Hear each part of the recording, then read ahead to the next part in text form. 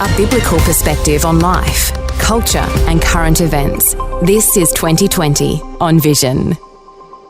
Well, as I say, the Church and State Summits, they're an important element on the landscape of each year these days. And you'll know that we've been talking about the Church and State Summit for many years. And there are other Church and State events that happen other than the main one that happens in Brisbane each year.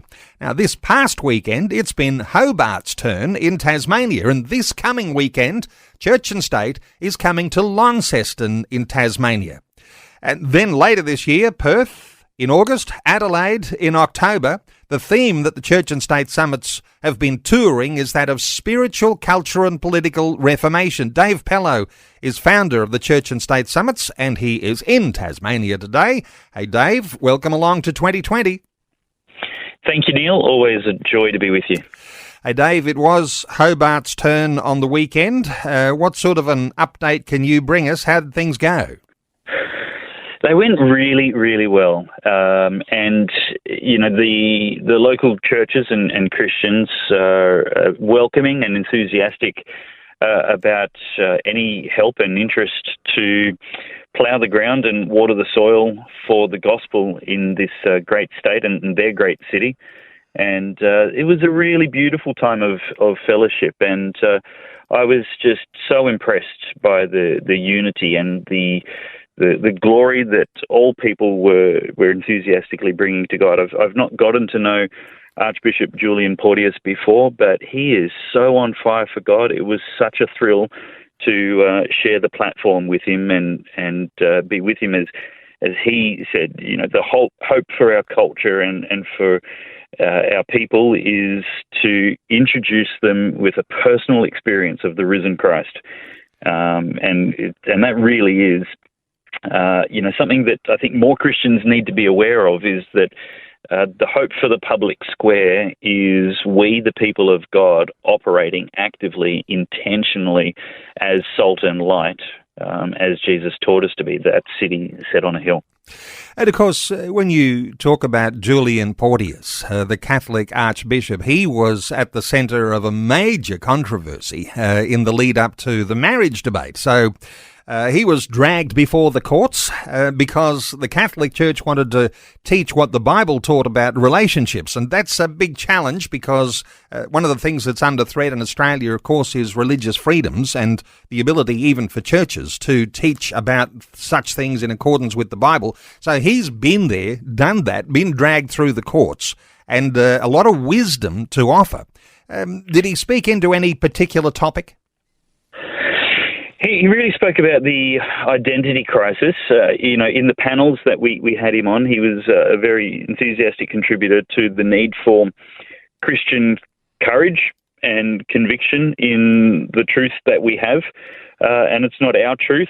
There's no such thing. A perspective of truth is just an opinion. But it's God's truth. And in that we can and indeed must be resolute and immovable. And he was asked and probably even challenged by someone who was, in the audience and a little bit,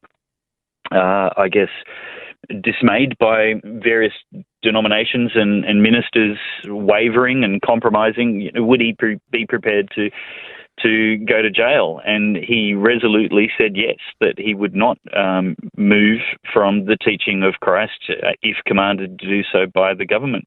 And of course, that's always thrilling to hear people say, but words are cheap. They're obviously not too cheap because there's a lot of ministers who shy away from even the words, but we know that Archbishop Porteous is someone who has counted the cost and experienced the terrible punishment of a political process, which is what it's intended to be. Without conviction, he prevailed in the end, but it's well said now commonly that the process is the punishment. And with all of those threats and intimidation and lawfare waged against him these years ago, Archbishop Julian Porteous stood firm and resolute and was going to see them through to the end.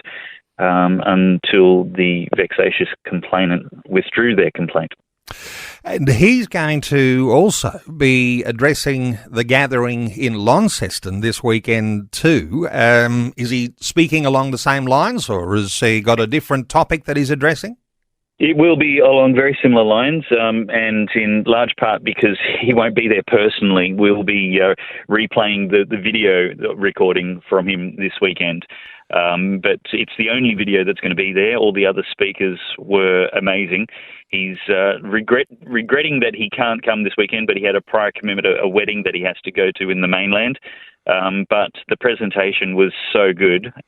We got an excellent video recording of it, and we'll be playing it in its normal place of the program that happened in Hobart.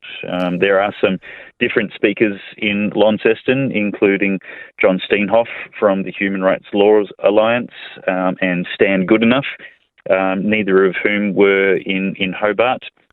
I wanted to make sure there was room for the Archbishop's message because he is such a brave and courageous and faithful shepherd of Christ that it would be a shame for the North Tasmanians to miss out on it.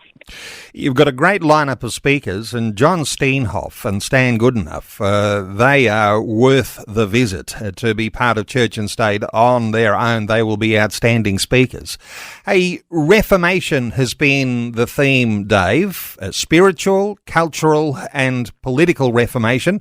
How has that been received? Not only in the Church and State Summit, but of course you've had an event also in Albury, and now you've taken this to Tassie and you've been in Hobart last weekend. How do people respond to the thought that there's a need for reformation as Christian values in our culture get watered down and displaced? How's this being received, this thought of spiritual, cultural and political reformation? Well, people are saying amen as they hear the truth expounded. We start with the obvious and the end, that is that there's major problems in our politics. We see increasing persecution and heat against Christianity in Australia, directed from parliaments. I mean, even just announcing this visit, the former federal leader of the Greens, Christine Milne, was incredibly venomous in her attacks and criticism of the notion that Christians would dare to be involved in the public square or seek to have any influence on politics. And consequently, she, greatly exaggerated the interest the Liberal Party has in this event. And I can say as the organiser, there's been zero contact with the Liberal Party. Now, one of the speakers, former Senator, the Honourable Erica Betts, is a member of the Liberal Party and a newly elected member of the Tasmanian State Liberal Party to their parliament. But that doesn't make it any kind of official agenda. It's strange that there might be a question amongst ourselves, the people of God, as to the appropriateness of reformation, because I can promise you people like Christine Milne and other radical secularists are enthusiastically trying to reform culture and society into their own image and what they think it should be. So as we say, let's achieve a political reformation, return to some kind of humility in Parliament and government, we then reverse engineer that and say, parliaments are just a reflection of the hearts of the voters and of the culture. It's an old saying, you get the government you deserve. And there'll be many of us that vote for better governments, but not enough. And so as a society, parliaments are reflective of the majority, democratic parliaments. But then to achieve any kind of reformation in culture, in order to get a better reformation of government, what we actually need is a reformation of religion, where we remove any deviations or novelties in our religion which distract from or dilute the power of the gospel, the righteousness of the kingdom. And people, on Twitter who know nothing about God have been trying to tell me that Jesus was woke. He was very, very woke, and that and Christians know nothing about him. when the reality is that it's the opposite. Jesus preached the Beatitudes and the Sermon on the Mount, his most famous and longest recorded sermon, and he expounded the kingdom of God at length. And he concluded that with a challenge, a call to respond and to choose between binary, polarized, mutually exclusive options. You can choose the broad way, which is easy, the wide gate with the broad way that many people go by, and it's a path to distraction. Or you can choose the narrow gate, which is the difficult way, and it leads to life, even though it's not very popular. And you can build your house on the rock, or you can build your house on the sand. There's so many binary choices Jesus gave us, and it shows really clearly that he was neither inclusive nor tolerant. And people will respond to that and say, okay, well, Reformation is all great, but Jesus, associated and was the friend of sinners. And again, that's very, very true, but very, very simple. At no point did he affirm anybody's sin and say that was healthy and good and normal. At no point were the sinners that he associated with people who were proud or unrepentant of their sin. An encounter with the real and living Jesus, which Archbishop Porteous shared. He's trying to remind his priests to be the focus of their services here in Hobart, is the solution that we need for our culture. And it was neither affirming nor inclusive nor tolerant in Jesus's day, and yet it was always loving, it was always gracious, it was always merciful. And the difference was how people responded to it. But the message has not changed. And the invitation is still broad and universal. And this is the hope for cultural reformation. If only we, the people of God, renew our confidence in preaching that unadulterated gospel. Come back to Christine Milne of the Australian Greens for a few moments, and she was quite outspoken, and you might even say, while attacking, you could even describe it as a little bit fearful that there might be a united Christian voice actually utilising their vote in a democratic state.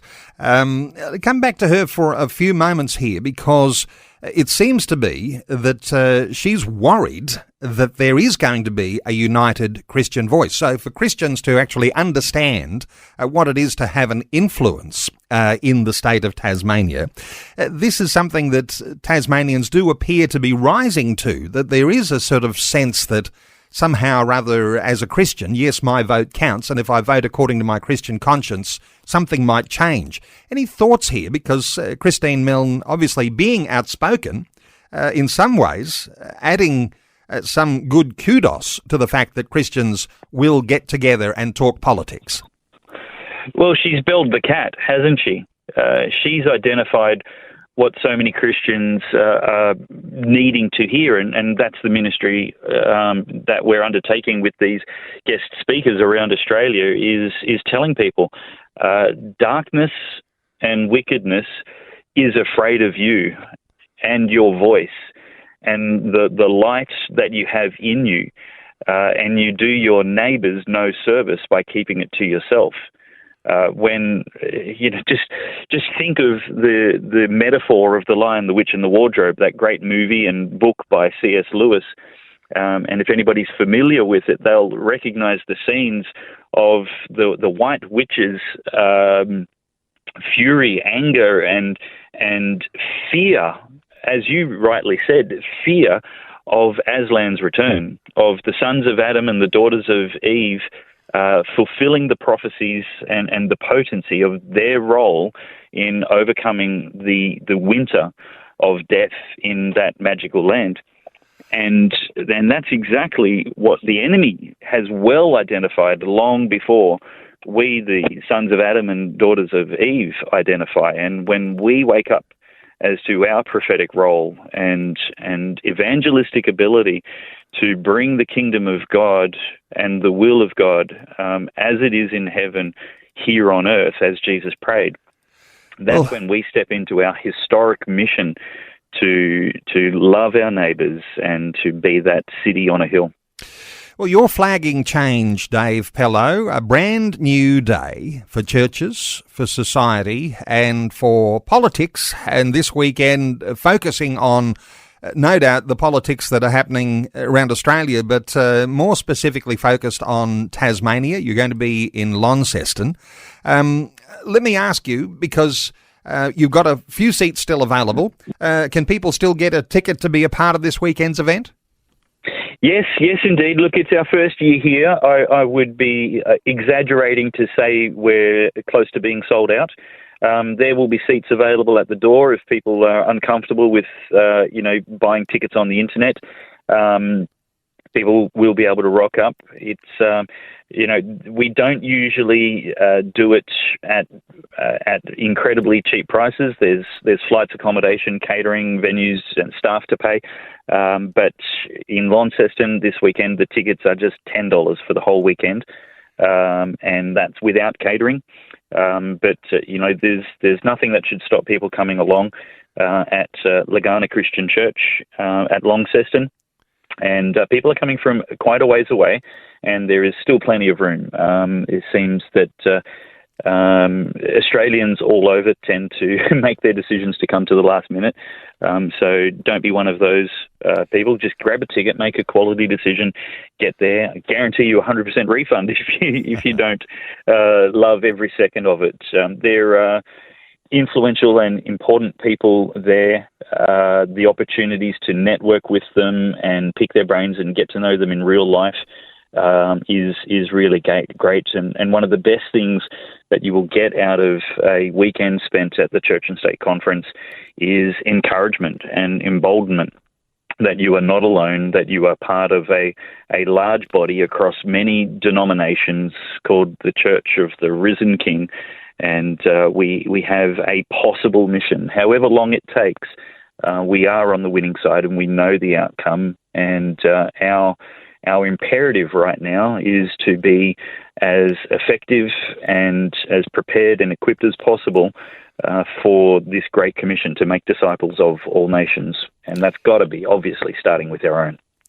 Well, you'll know too, perhaps, Dave, there's a lot of listeners in Tassie to our conversation right now, and everyone in Tassie is within driving distance of Launceston, but because you had your Hobart event last weekend, this weekend, the opportunity for those in the north of Tasmania, so right along that northwest coast and over to the east at St Helens, all of those listening communities in between, an opportunity to visit the Legana Christian Church. It's on this Friday night and Saturday.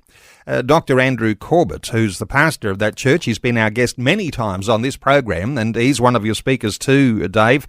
You've got Erica Betts on the agenda there for speaking. You've got that video from Archbishop Julian Porteous. You've got the Australian Christian Lobby's Michelle Pearce. You've got Dr. Julie Sladen, you've got Bernie Finn, you've got Bob McCoskrie from New Zealand's Peak Family Advocacy Group, and of course, Dave, I wouldn't want to not mention you as one of the speakers as well, and you've got a lot to say, and listeners no doubt will be wanting to hear the words that will be spoken at this weekend's conference. It's on this weekend in Launceston. Seats are still available. Then look forward to later this year in Perth, another Church and State event, 9th and 10th of August, and in Adelaide, 18th and 19th of October. And for listeners, getting a ticket for this weekend's Launceston Church and State event, churchandstate.com.au. churchandstate.com.au, and for those listeners in Perth and in Adelaide, check that website and get your tickets early there. Dave Pellowe, the founder of the Church and State Summits. Dave, thanks so much for joining us today on 2020. Thanks so much, Neil, and thanks to Vision Radio. Thanks for taking time to listen to this audio on demand from Vision Christian Media. To find out more about us, go to vision.org.au.